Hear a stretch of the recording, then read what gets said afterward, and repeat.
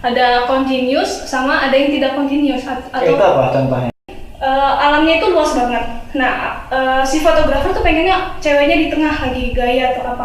Ini sebelum mungkin kalau gue sendiri ya, jujur, gue nggak tahu estetik artinya apa.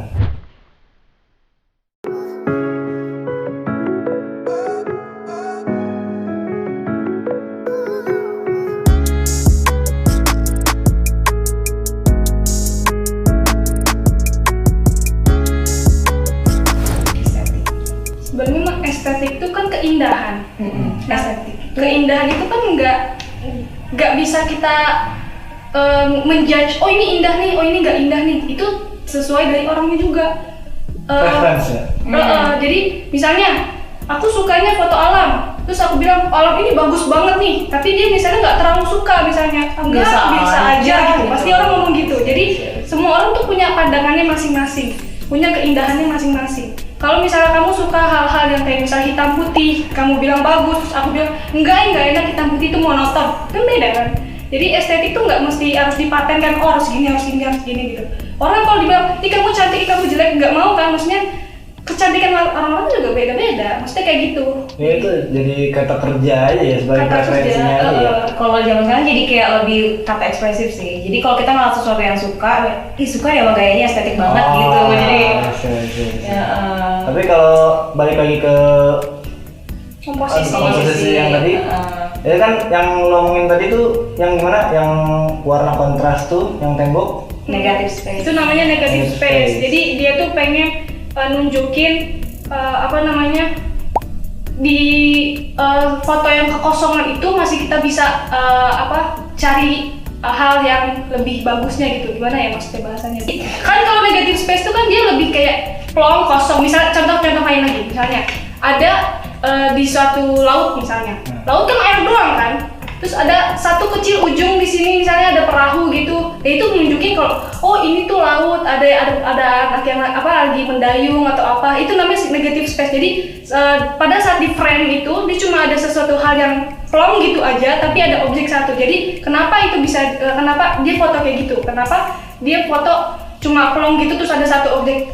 Karena biasanya fotografernya kayak gitu tuh pengen menunjukkan bukan arti. Jadi kayak lebih terfokus ke objek gitu. Karena kan kalau misalnya kita foto pohon nih, terus kan pohonnya banyak daun-daun kan, itu kan jadi kayak kesannya kayak susah dilihat nih objeknya mau diambil yang mana sih. Nah kalau negative space itu lebih ke dia ngasih sesuatu hal yang benar-benar terfokus ke objeknya ini, ke si anak perahu ini. Karena kan yang lain sisanya kan pelong gitu aja kan.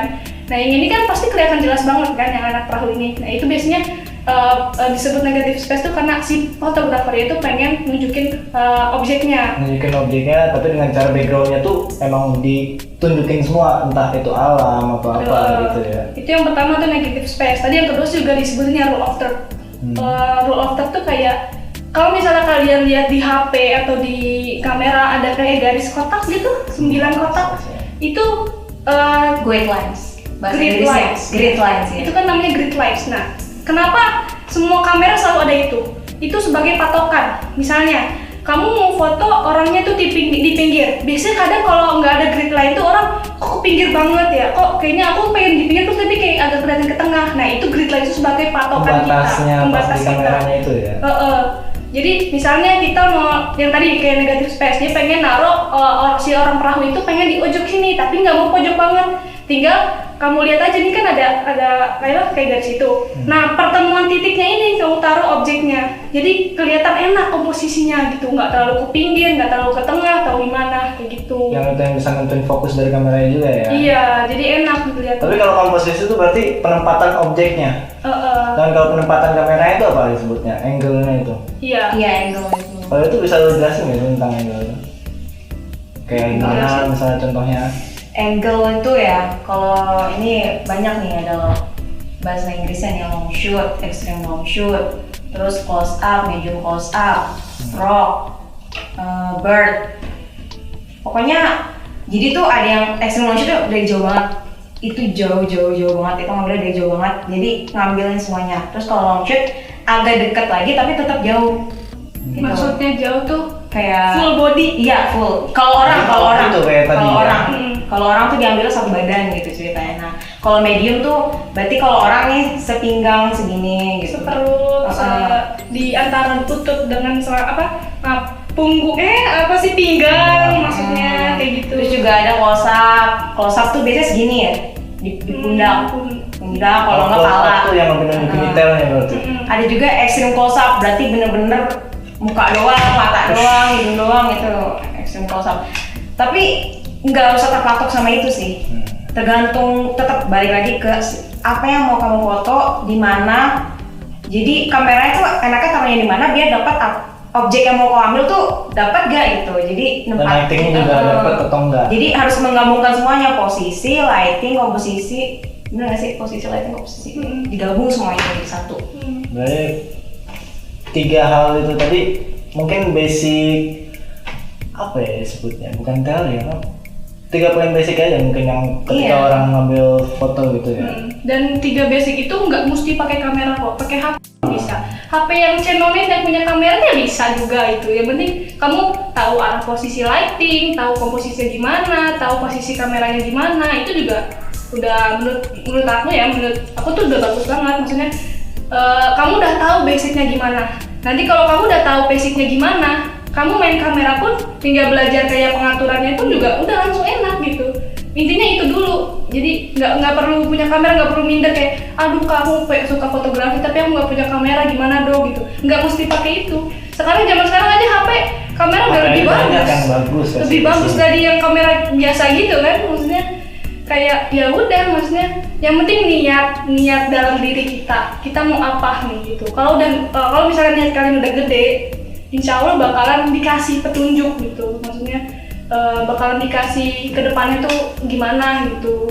Kayak gitu sih bakal tunjukin aja jalannya ya. Jalannya bakal gitu. Biasanya kalau setelah kalian ambil objek fotonya atau setelah kalian foto lah, itu biasanya ada proses editing juga. Pasti sih. Dan biasanya basicnya buat editing tuh basicnya dasarnya tuh yang diedit apanya aja. Tergantung nih software apa yang dipakai. Karena software editing banyak banget buat foto. Biasanya sih warna ya. Kita biasanya kalau mungkin untuk pemula Lightroom ya, sering banget pada pakai Lightroom. Mungkin kalau yang udah familiar banget mungkin Photoshop. Pokoknya 2 itu sih yang paling sering dipakai. Tapi biasanya kalau anak yang baru banget, biasanya pakai aplikasi bawaan HP, Pixar atau bawaan HP atau VS Code mungkin itu kan sering banget dipakai. Jadi tujuannya itu ke warnanya gitu. Karena kadang kamera tuh karena beda-beda jenis, jadi kadang warna yang ditangkap juga beda gitu. Oh jadi berarti harus dibedain juga editing sama filter kamera itu beda ya? Kalau Filter kamera tuh gini kan, ada yang tau gak kamera yang misalnya selfie kayak di beauty gitu. That's different ya? Sebenarnya sih hampir sama. Cuman kan biasanya kalau yang di filter gitu kayak misalnya bawaan HP. Kalau yang di filter tuh kan masalahnya bukan bagusin foto ya, bagusin objeknya ya kan? Filter tuh lebih memperindah aja sih. Kayak mungkin kalau apa ya, foto nggak pakai filter mungkin kurang lengkap gitu. Kalau sekarang sih gitu kan. Tapi kalau dalam fotografi editing itu untuk menyempurnakan foto ini gitu. Soalnya gini loh, biasanya kalau misalnya filter itu kan otomatis udah kita taruh mencari filternya udah berubah semua kan. Tapi itu kan belum tentu itu apa yang kita pengen warnanya. Iya, itu makanya editingnya itu biasanya di endingnya setelahnya itu.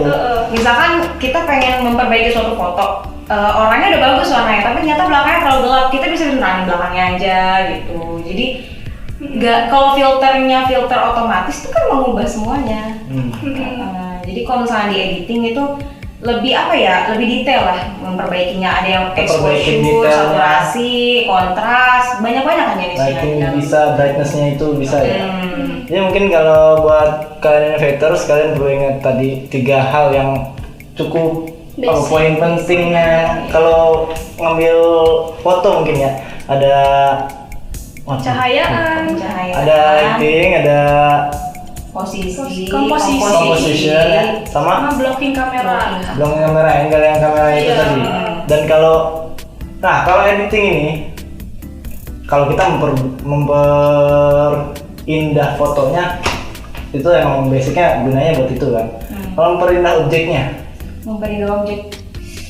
paling sih kalau misalnya memperindah objek ada sih beberapa fitur kalau di Photoshop sih. Misalkan kita pengen mencerahkan si orangnya, kita bisa fokus ke kulitnya. Atau ingin misalkan ada jerawat atau mungkin tekstur kulit itu kurang bagus, bisa diperhalus juga. Tapi itu biasanya udah kalau udah ngerti. Kalau udah ngerti dulu. kalau misalnya untuk pemula biasanya mereka ngeditnya di warna, kecerahan, atau mungkin kalau foto yang miring bisa Ngedit kita layout bedain. gambar ya, bukan objeknya ya. berarti. Kalau ngedit objek ya itu sih kalau yang udah awal banget sih kita bisa ngubah-ngubah, mungkin ditirusin juga bisa gitu. Tapi harus yang udah ngerti banget. Kalau baru megang banget pasti bingung mau mencet apa gitu.